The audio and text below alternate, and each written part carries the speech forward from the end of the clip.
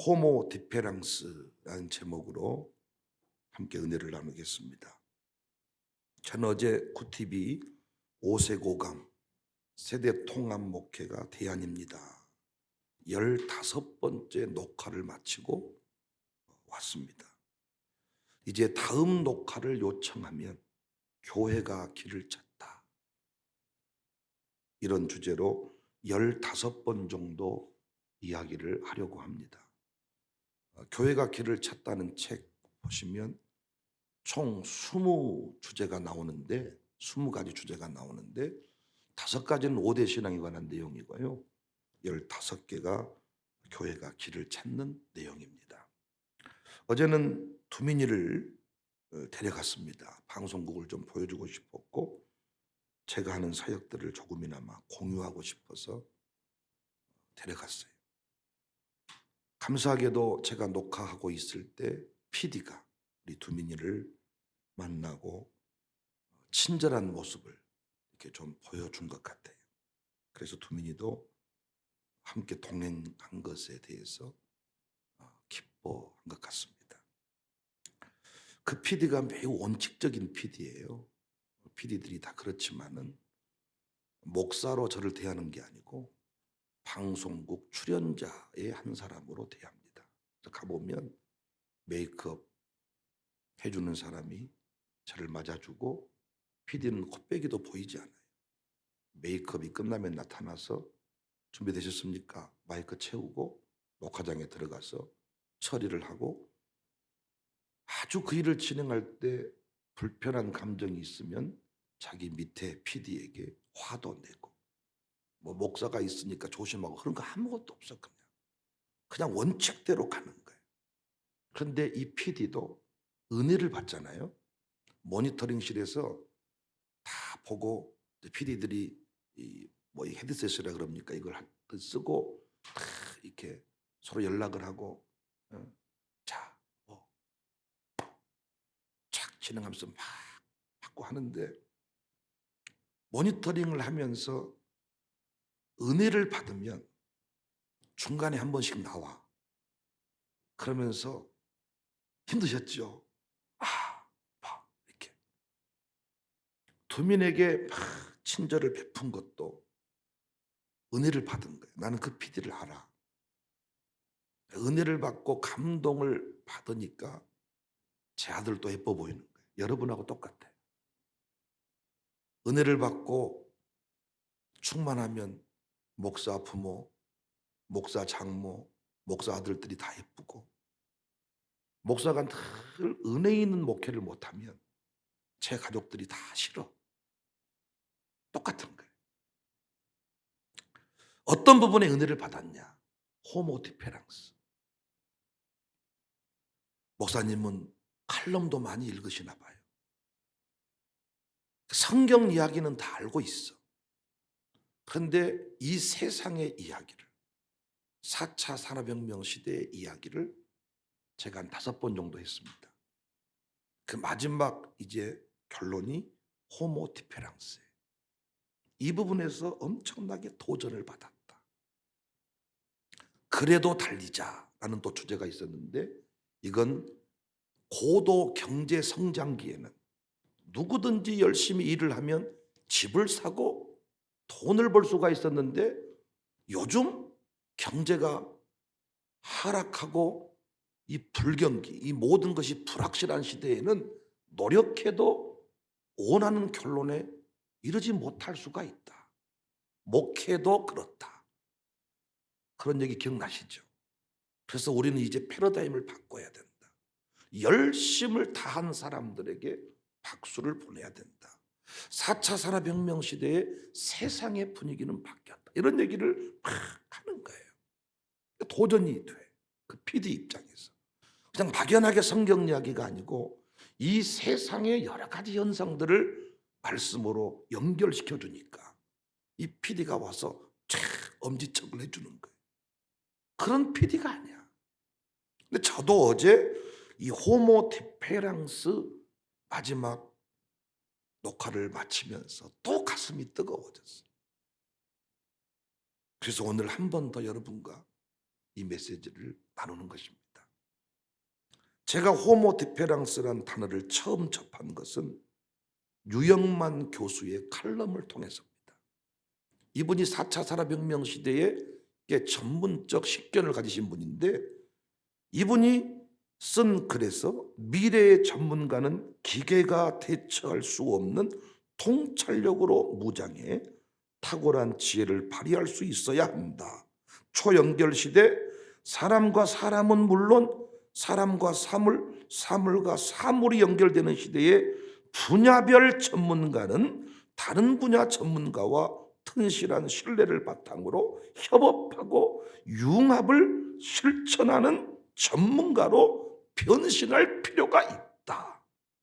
그래서 미래 전문가는 박사학위 취득자가 아니고 단순하게 어떤 분야의 전문 지식을 취득한 정도의 사람이 아니고 호모 디페랑스여야 한다. 유영만 교수가 처음으로 그의 칼럼에서 소개한 내용입니다. 디페랑스라는 단어는 프랑스 철학자 데리다가 영어의 차이, 디퍼런스로 설명할 수 없는 또 다른 차이를 설명하기 위해 만들어낸 개념입니다. 양지와 음지, 남과 여, 동양과 서양, 고대와 현대, 높이와 깊이, 바닥과 정상, 희망과 절망, 걸림돌과 디딤돌, 배경과 정경, 이런 사이들을 넘나들면서 색다른 가능성을 모색하는 전문가. 우리 개념으로 치면 좀 더 쉽게 표현하면 사이를 메꾸는 전문가. 또한 그는 우리 사회를 아프게 하는 4가지 전문가 유형을 얘기합니다. 첫 번째 유형은 틀에 박힌 방식대로 일하면서 습관과 관성의 늪에 빠진 멍청한 전문가. 두 번째 유형은 자기 분야만 파고들다 매몰된 답답한 전문가. 세 번째 유형은 전문가 행세를 하지만 무늬만 전문가. 네 번째 유형은 가장 심각한 전문가 유형인데 머리는 좋지만은 가슴이 따뜻하지 않고 타인의 아픔에 공감할 줄 모르는 밥맛 없는 전문가. 여러분은 이 네 유형 어디에 속한다고 생각하십니까? 이런 세상의 여러 가지 변화들을 보면서 느끼는 것은 세상이 원하는 전문가, 이 지도자는 전달자, 연결자, 화해자를 찾고 있다는 거예요. 우리 그리스도인들을 부르고 있다. 저는 이 칼럼 속에서 이런 강한 감동을 받았습니다. 연결자, 화해자, 전달자. 오늘 본문 9절을 보시면 너희는 택하신 족속이요 왕 같은 제사장들이요 거룩한 나라요 그의 소유가 된 백성이니 이는 너희를 어두운 데서 불러내어 그의 귀한 빛에 들어가게 하신 이의 아름다운 덕을 선포하게 하려 한다. 다 경험하고 있지만 현대인들의 문제는 갈등 해결 능력이 없어요. 부부가 싸우면 해결을 하지 못합니다. 옛날 우리 어머님, 아버님 세대들은 일방적으로 어머니가 참았어요. 그래서 가정이 유지가 됐는데 요즘 여인들은 참지 않습니다. 어떤 의미에서 남자보다 더 똑똑하고 잘났습니다. 그래서 문제가 생기면 서로 폭발할 뿐이지 이것들을 봉합하고 해결하는 능력이 전혀 없어요. 제가 아이들을 세우기 위해서 필요한 게 가정회복이라고 말씀을 드렸는데 오늘날 교회의 중대한 역할 중에 하나가 부부와 부부 사이의 연결자입니다. 남편과 아내가 해결 못하는 것을 목사가 말씀으로 교회가 여러 가지 시스템을 통해서 극복하도록 도와주는 역할이 참 중요합니다. 형제끼리도 화해하지 않습니다. 화해자가 필요한데 싸움은 말리는 사람이 필요하잖아요. 싸울 수 있는데 누군가는 말려줘야 되잖아요. 화해를 시켜줘야 되잖아요. 양쪽의 의견을 잘 들어 설명해 주면서 피차 간의 자존심을 세워주면서 화해시킬 사람이 필요한데 화해자가 없습니다. 우리가 정치인들에게 화가 나는 이유도 당과 국민을 연결시키는 모습이 보이질 않기 때문에, 여당과 야당 치열하게 서로 토론할 수 있지만은 결국은 한 국민이고 우리나라를 다 잘되게 하는 사람들인데 끝내 이 화해하지 못하는 모습을 보면 화가 나고, 특히 이 호남 쪽에 정치하는 사람들을 보면 오직 당에 충성하는 맹신자들이지 여론들을, 국민들을, 시민들을, 구민들을 생각하지 않습니다. 저는 오늘 본문을 묵상할 때마다 은혜를 너무 많이 받아요. 여러분과 제가 부름받은 이유가 뭔가? 예수님 핏값으로 여러분과 저를 이 자리에 세우신 이유가 뭔가? 정확하게 말씀하고 있습니다. 구원받은 이유, 신자의 삶의 목적지. 12절, 너희가 이방인 중에서 행실을 선하게 가져 너희를 악행한다고 비방하는 자들로 하여금 너희 선한 일을 보고 오시는 날이 하나님께 영광을 돌리게 하려 함이다. 왕 같은 제사장이라고 했는데 제사장의 역할은 하나님과 백성 사이에서 하나님의 그 위대한 뜻을 백성의 수준에서 다시 전달해 주는 사람이 제사장입니다. 그 제사장은 하나님도 알고 백성도 알아야 돼. 백성과 백성 사이에서 이간질 말물어내는 사람이 아니고 백성과 백성을 화목케 하는 사람이 제사장입니다. 그런데 베드로 사도는 신자를 가리켜서 왕 같은 제사장이다. 세상은 성경을 모르니까 사이를 맺어주는, 화해를 시켜주는, 연결시켜주는 사람이 있다면 우리는 그를 지도자로 세우고 따르겠다는 거예요. 이런 사람이 있으면 그 사람을 따르겠다는 거예요. 이런 사람이 사장이면 나는 그 회사에 입사하겠다는 거예요. 이런 사람이 담임 목사면 나는 그 교회 가서 부교육자를 하겠다는 거예요. 이런 사람이 양육사면 나 그 가정교회 가서 한번 2022년 살아보고 싶다는 거예요. 왕 같은 제사장이 서 있는 위치는 위에 있는 왕, 악행하는 총독, 무식한 말을 하는 어리석은 사람들, 까다로운 주인들, 형제들, 무사람 사이에 아름다운 덕을 선포하라는 거예요. 우리는 누구 앞에 설 수 있어야 돼요? 왕 앞에 설 수 있어야 돼요. 그런데 자꾸 예수님 믿고 난 이유도 어떤 가난의 상처로부터 벗어나지 못한 사람들이 있어요. 하나님께서 물질을 주시지 않으면 우리가 물질 없이 살아갈 수는 있지만 그렇다고 부자들을 욕하고 부자들에게 하나님의 영광을 선포하는 일을 게을리해서는 안 된다는 거예요. 양육사의 입장에서 가난할 수는 있지만 그렇다고 부자 앞에 우리가 주눅 들려서 사명 감당 못하면 안 된다는 거예요. 부자 앞에서도 하나님의 영광을 선포하고 까다로운 사람 앞에서도 선포해야 되는데 우리는 어느 순간 덜 까다로운 사람, 부자는 또 부자끼리, 가난한 사람은 가난한 사람끼리, 상처 있는 사람은 상처 있는 사람끼리 어울리려고 한다는 거죠. 제가 그거 깨고 싶습니다. 그래서 우리 교회 안에서 세대통합 목회 안에서 그것들을 엄청나게 깼고 실제로 우리 안에서 그 역사들이 일어나고 있습니다. 어제 방송국에서 끝나고 나오는데 우리 안민홍 청년이 광명에 살아요. 전화가 와가지고 목사님 끝나고 점심을 광명에 와서 드시면 어떻겠습니까? 내가 밥을 해드리겠습니다. 부인이 있는 것도 아니고 총각이 혼자 사는 집에 가서 그래서 내가 그냥 끝나고 바로 내려가겠다 생각을 했었는데 아주 감동이 오더라고요. 그래서 내가 가겠다고 했더니 방송국으로 나를 태우러 왔더라고요. 가서 이제 밥을 한 끼 같이 먹었어요. 뭐 아주 왕갈비를 뭐 하고 막 뭐 어떻게 해서 하여튼 진짜 감동을 먹었어 내가. 근데 다시 역으로 나오면서 물어본 거예요. 당신은 청사교회 와서 무엇을 느낍니까? 무엇이 좋습니까?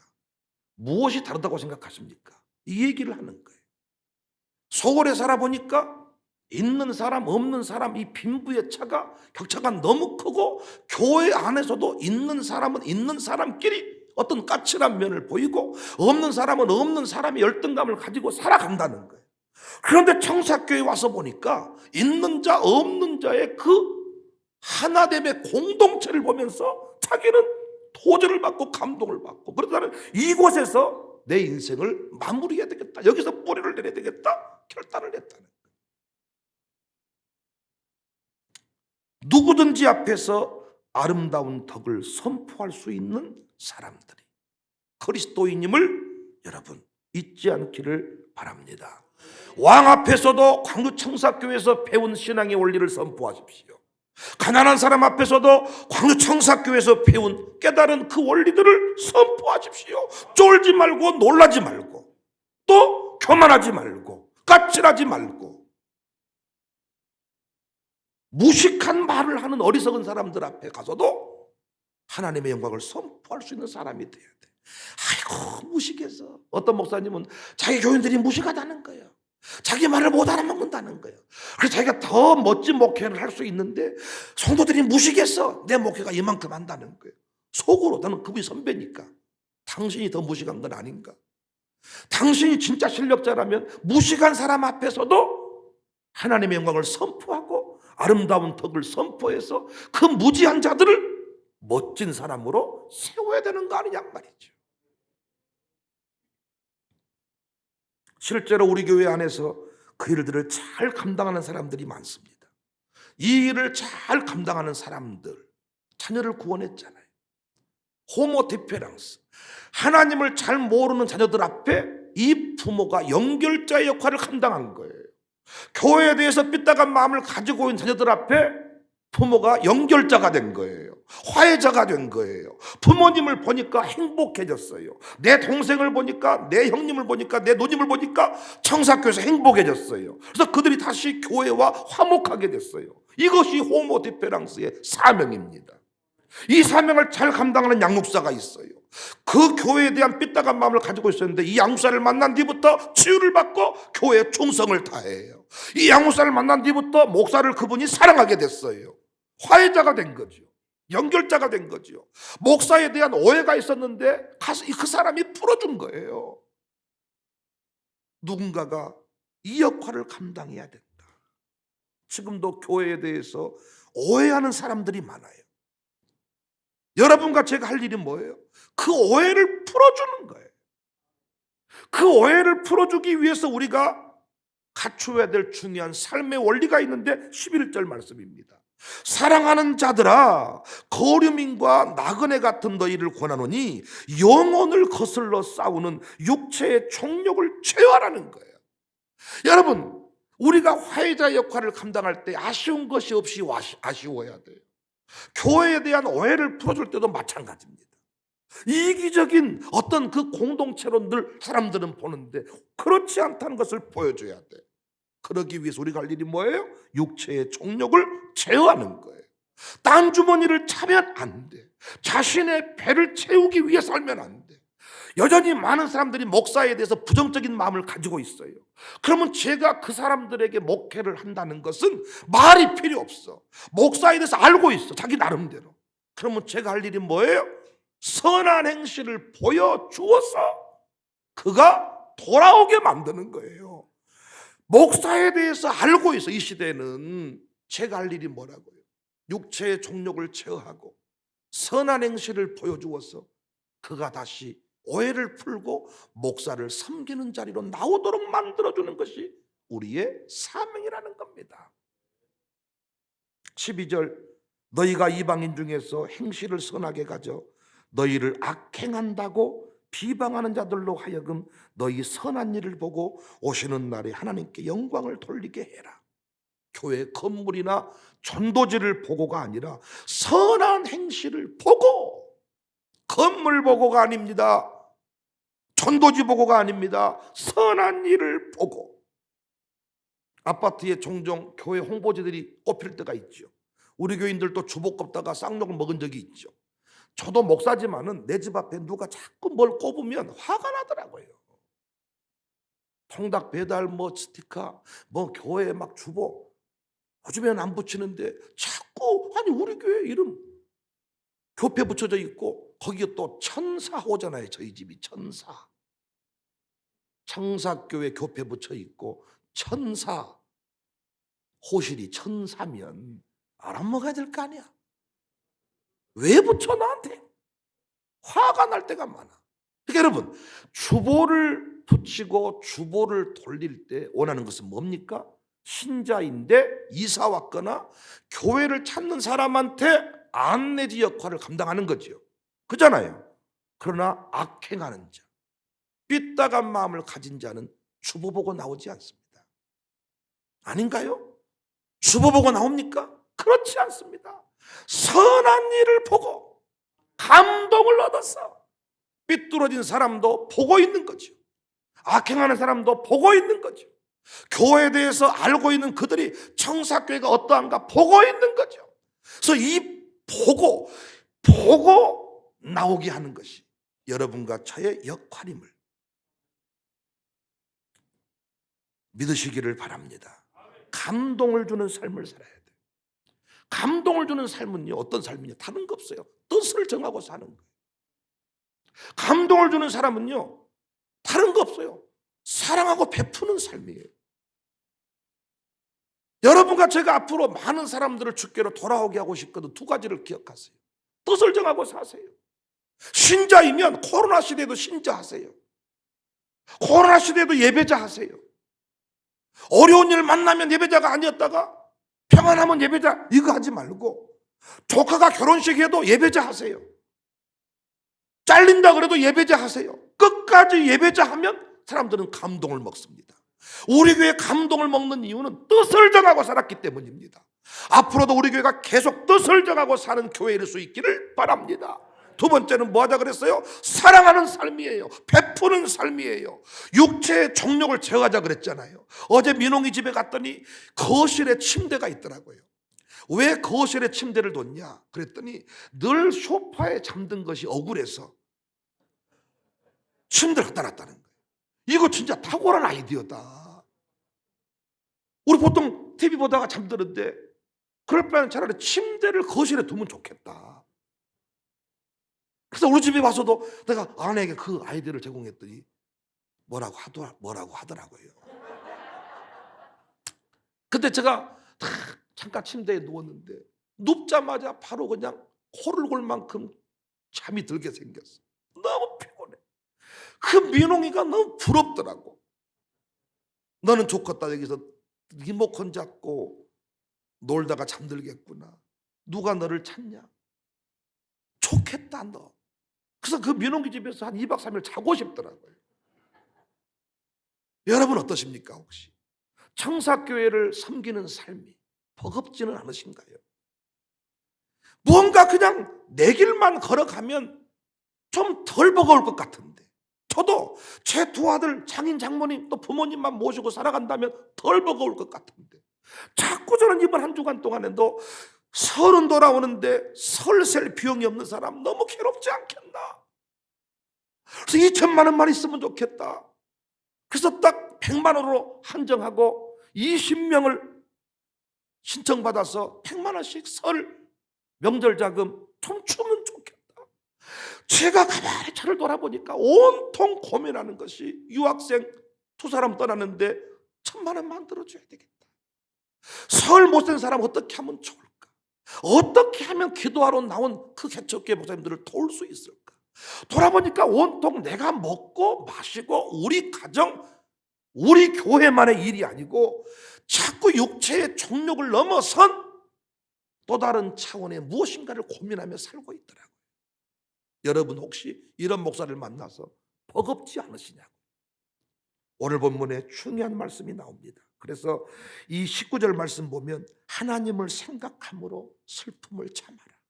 21절에 그리스도의 발자취를 따르자.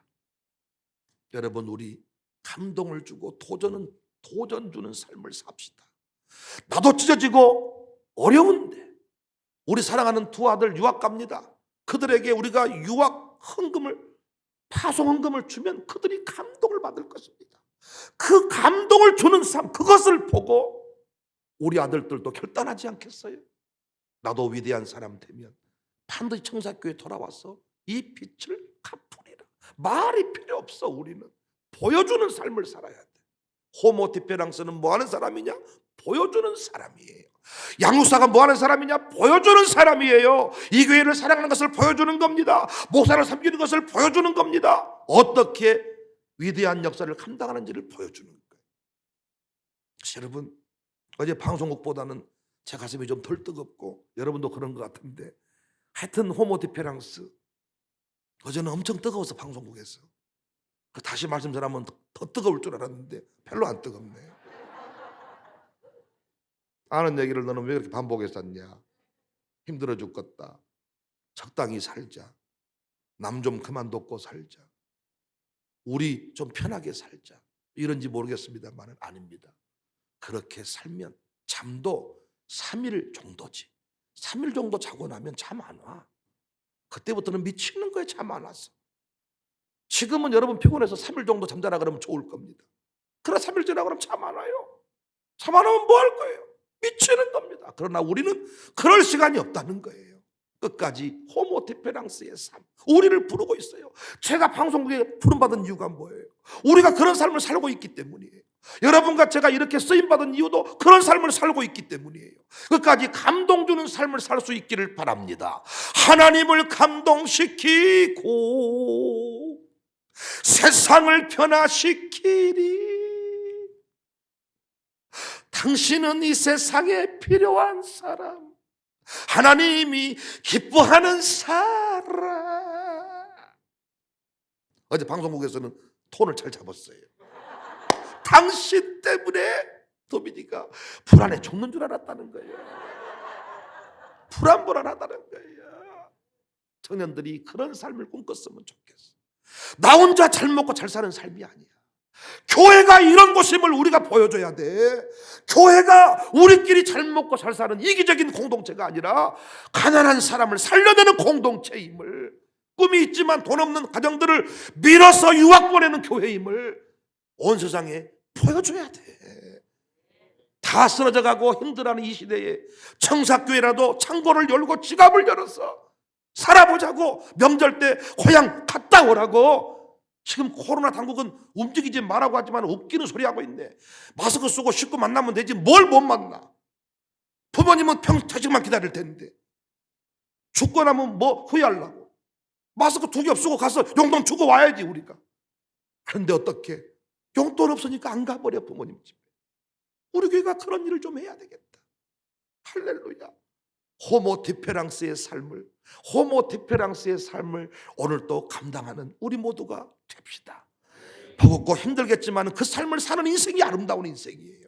양육사님들이요, 꼭 호모 디페랑스로, 총무님들이요, 호모 디페랑스로 오늘 또 살아주시기를, 그 사명을 완수해 주시기를 주님의 이름으로 축복합니다. 주님의 이름으로 축복합니다. 오늘 아침에 기도가 달라질 수 있기를 바랍니다. 하나님, 한국교회 살려내기 원합니다. 이 지역 살려내기를 원합니다. 내가 우리 가문을 다 감동시키기를 원합니다.